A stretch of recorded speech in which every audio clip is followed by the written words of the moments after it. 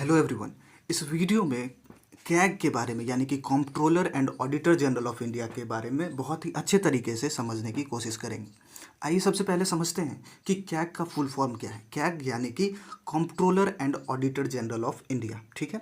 अब ऑडिटर नाम से ही कहीं ना कहीं क्लियर है कि ये जो हमारे फाइनेंशियल सिस्टम है, जो पूरे कंट्री के अंदर जो भी आप कह सकते हैं जो भी पैसे का लेन देन हो सकता है पूरे सेंट्रल लेवल पर या स्टेट लेवल पर, उन सभी का देख रेख करने वाला ये है कैग। ठीक है।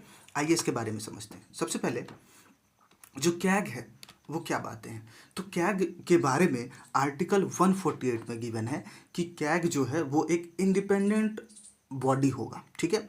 तो इंडिपेंडेंट बॉडी का क्या मतलब है, यानी कि जैसे कि हमारे कंट्री में जुडिशियरी है, ठीक है, एग्जीक्यूटिव है, जुडिशियरी है, तो ये सभी चीज़ें क्या है, लेजिस्लेटिव है, ये सभी ये तीनों ही इंडिपेंडेंट है, यानी कि कोई भी अपना एक कानून बनाकर बाकी दोनों को कंट्रोल नहीं कर सकता।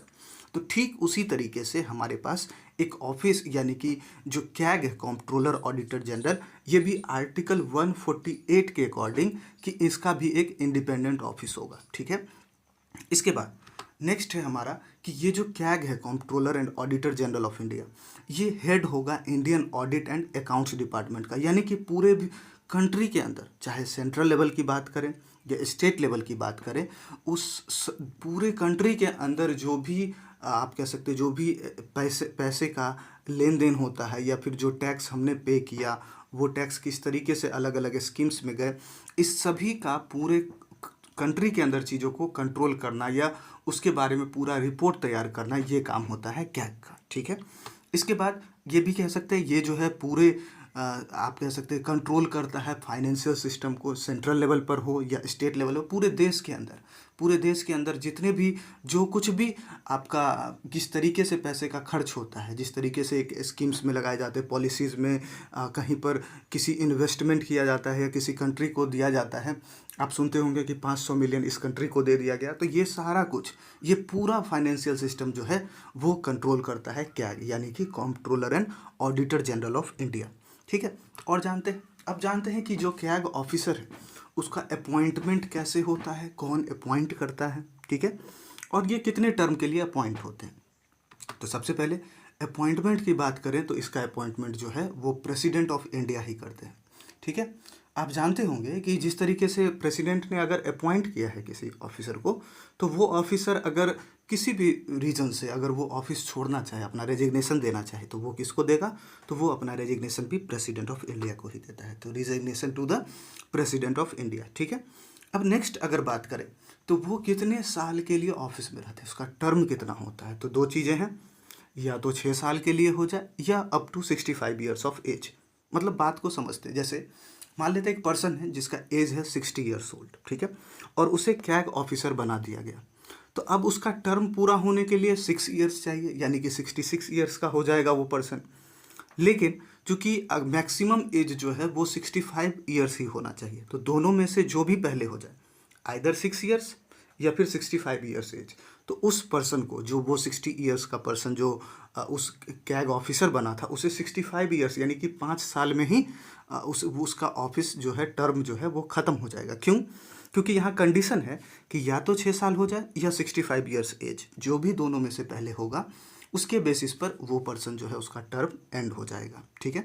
समझ गए होंगे कि 6 ईयर्स और अप टू 65 ईयर्स एज का क्या मतलब है। नेक्स्ट है कि किसी भी कैग ऑफिसर को किस तरीके से रिमूव किया जाता है। अगर मान लीजिए कोई कैग ऑफिसर है, वो मेल प्रैक्टिस यानी कि हो सकता है करप्ट हो जाए, या किसी भी रीज़न से किसी भी तरीके से कोई बिहेवियरल प्रैक्टिस ठीक ना हो, या जो भी हो, किसी भी सिचुएशन में वो हो सकता है मेंटली डिस्टर्ब हो जाए, बहुत सारे कंडीशन से, तो किसी भी कंडीशन में अगर वो ऑफिसर को रिमूव करना हो तो उसके क्या कंडीशंस हैं। सबसे पहले उसका जो रिमूवल प्रोसेस है वो स्टार्ट करेंगे प्रेसिडेंट, यानी कि प्रेसिडेंट ने अपॉइंट किया, प्रेसिडेंट को ही रिज़ाइन देगा और रिमूवल भी प्रेसिडेंट ही करेंगे। ठीक है। नेक्स्ट, अब उसे रिमूव करने के लिए दोनों हाउसेस में, लोकसभा और राज्यसभा, उसे ना उसके अंदर एक रिजोल्यूशन पास करना होगा कि ये जो ऑफिसर है वो इन कारणों से अनफिट है इस पोस्ट के लिए, तो उसे जो है यहाँ से निकाला जाता है। तो उसके लिए दोनों हाउसेस में एक रिजोल्यूशन पास करना होगा, और साथ ही वो जो रिजोल्यूशन है वो स्पेशल मेजोरिटी से पास होना चाहिए। अब स्पेशल मेजोरिटी का क्या मतलब है? स्पेशल मेजोरिटी का मतलब है कि एक ऐसा मेजोरिटी जिसमें जो पार्लियामेंट के दोनों हाउसेस हैं, लोकसभा और राज्यसभा। अब जैसे मान लेते हैं लोकसभा की बात करते हैं, तो लोकसभा की जितनी कैपेसिटी होगी उस टाइम पर, ठीक है, तो उस लोकसभा में जितने मेंबर्स होंगे उस पूरे मेंबर्स के 2/3 2/3 से ज़्यादा लोग उस हाउस में प्रेजेंट होने चाहिए और वोट दे रहे हो। दूसरी बात, अब उनमें से जो 50% से अधिक वोट जो है वो उस कैग ऑफिसर के अगेंस्ट में हो जाए, तब जाकर बोला जाएगा कि ये जो है, आप कह सकते हैं स्पेशल मेजोरिटी से पास हुआ है, अब जाकर इस ऑफिसर को रिमूव कर सकते हैं। तो स्पेशल मेजोरिटी में दो कंडीशंस है, उस हाउस के 2/3 मेंबर्स से ज़्यादा होने चाहिए, प्रेजेंट होने चाहिए और वोट कर रहे हो, प्रेजेंट है तो वोट करेंगे। दूसरी बात कि 50% से अधिक वोट उसके अगेंस्ट होना चाहिए, तभी जाकर उस कैग ऑफिसर का रिमूवल हो सकता है, ठीक है। अब सैलरी की बात करें तो जो सैलरी है कैग ऑफिसर की वो बिल्कुल जैसे सुप्रीम कोर्ट के जज की सैलरी है उसी के बराबर होती है, 2.5 लाख पर मंथ। और ये जो सैलरी दी जाती है वो कहाँ से दी जाती है, तो कंसोलिडेटेड फंड ऑफ इंडिया। ध्यान रखेंगे कि जहाँ ज़्यादा जो भी ऑफिसर्स हैं उन सभी के सैलरी, पेंशन्स, ठीक है, या जो भी बेनिफिट्स हैं, DA TA, ये सभी चीज़ें कंसोलिडेटेड फंड ऑफ इंडिया से ही दी जाती है, प्रेसिडेंट हो, वाइस प्रेसिडेंट हो, इन सभी को, ठीक है। लेकिन एक और फंड होता है हमारे पास, वो है इमरजेंसी फंड ऑफ इंडिया, जिसको कि प्रेसिडेंट ही यूज़ कर सकते हैं, ठीक है, ऑन द बेसिस ऑफ, आप कह सकते हैं कि काउंसिल ऑफ मिनिस्टर से सलाह लेकर। तो दूसरा भी है, एक होता है इमरजेंसी फंड ऑफ इंडिया, दूसरा है कंसोलिडेटेड फंड ऑफ। तो जितने भी पेंशन हैं, जो कुछ भी सैलरीज है, अलाउंसेस है, सब कुछ कंसोलिडेटेड फंड ऑफ इंडिया से ही दिया जाता है, ठीक है। उम्मीद है आपको ये चीज़ें समझ आ रही होंगी। अब एक इम्पॉर्टेंट आर्टिकल है जो कि कैग से रिलेटेड है, वो है आर्टिकल 151। 151 ये कहता है कि जो कैग है, कैग ऑफिसर जो हैं वो अपना रिपोर्ट प्रेसिडेंट को सबमिट करेंगे, ठीक है। प्रेसिडेंट को जैसे सबमिट किया तो प्रेसिडेंट अब हेड है, उसने रिपोर्ट ले लिया। अब उस रिपोर्ट को लेने के बाद वो प्रेसिडेंट फिर उसे हाउसेस, दोनों हाउसेस में प्रेजेंट करते हैं, चाहे वो लोकसभा हो या राज्यसभा हो।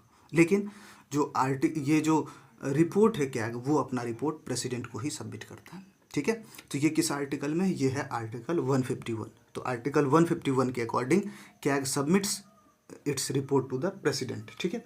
अब उसके बाद प्रेसिडेंट जो भी है वो अपना रिपोर्ट सब हाउसेस, दोनों हाउसेस को सामने लोकसभा और राज्यसभा में सबमिट करेंगे, ठीक है। तो ये कुछ इंपॉर्टेंट आर्टिकल जो कि कैग से रिलेटेड था, ठीक है। तो उम्मीद है आपको चीज़ें समझ आई होंगी। Thank you so much for watching this video.